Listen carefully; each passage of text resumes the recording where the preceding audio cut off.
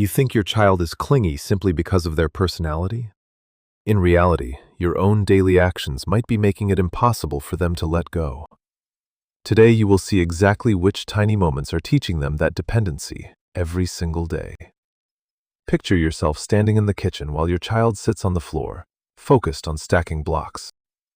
As they get 3 blocks high, you look down and say, "Wow, so high."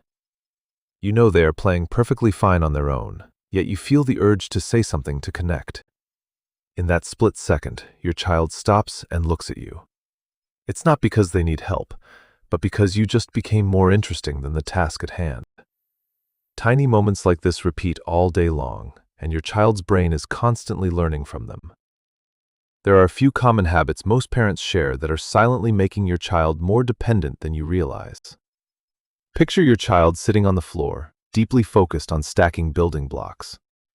As the tower gets higher, you smile and exclaim, "Wow, so high." In that split second, their attention shifts from the task to you. You think you're connecting, but you just severed their most precious flow of concentration. Their brain just learned a lesson. Interacting with a parent is a bigger reward than finishing a goal. Consequently, the child stops playing sooner and loses the ability to focus without an audience. Are you just trying to show them love? In reality, you're teaching them that play isn't engaging enough unless you are involved. This mistake doesn't end with the blocks on the floor. It repeats in every single way you react to their daily actions. It stops there. You think you're building their confidence? In reality, you're making them dependent on you to feel good enough. Watch how a child hands over a drawing and waits for your reaction. That good job instantly creates an external validation loop. Instead of learning to trust themselves, the child's brain begins to link achievement solely to someone else's feedback. Over time, they lose the ability to evaluate their own efforts. They become stuck, unable to continue without a constant stream of praise. Have you ever wondered why they seem so lost when you aren't paying attention? Without your confirmation, they no longer know if they are on the right track. They wait. And when everything requires your stamp of approval, they stop daring to explore on their own.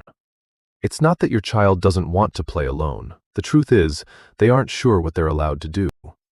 Think back to when they reached for a paper on the desk and you immediately said, "Don't touch that." In that moment, a permission-seeking pattern is born. Their brain learns that every single action must be approved first. Are you just trying to protect them from danger? In reality, you are shrinking the boundaries of what they dare to explore. This forces the child to constantly check in with you instead of initiating their own play. So it stays close, and even when they do try, you rarely let them finish what they started. You think you're helping them through a struggle. In reality, you're teaching them to stop trying altogether. Watch your child struggle with their shirt, an arm still stuck inside a sleeve. Instead of waiting, you step in and do it for them just to save time. In that moment, learned helplessness takes root. The brain skips the trial phase and switches to waiting for an outside intervention. Every time you take over, you strip away a chance for their brain to build its own competence. Consequently, they try less often and become dependent on constant guidance to function. They stop trying. By not letting them struggle, you deny them the chance to learn how to overcome. You want to extinguish that discomfort immediately, but in reality, that very discomfort is where the learning happens. Picture your child getting frustrated because a puzzle piece won't fit and they start to cry. Instead of rushing in to save them, recognize that their brain is building tolerance for struggle.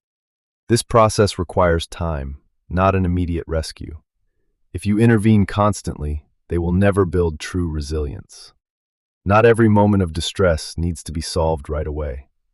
Let it stay. When you step back at the right time, you'll begin to see a different child emerge. Independence doesn't come from the extra lessons you try to teach. It comes from the moments you choose not to intervene. There are parents who react the second a child struggles. And then there are parents who are calm enough to stand still and observe. You don't need to do more. You just need to show up less, but at the right time. When was the moment you realized you were stepping in too soon? Share your experience in the comments below. If you want to understand how these tiny behaviors shape your child's brain, hit subscribe, because sometimes the best way to help your child grow is to take one step back.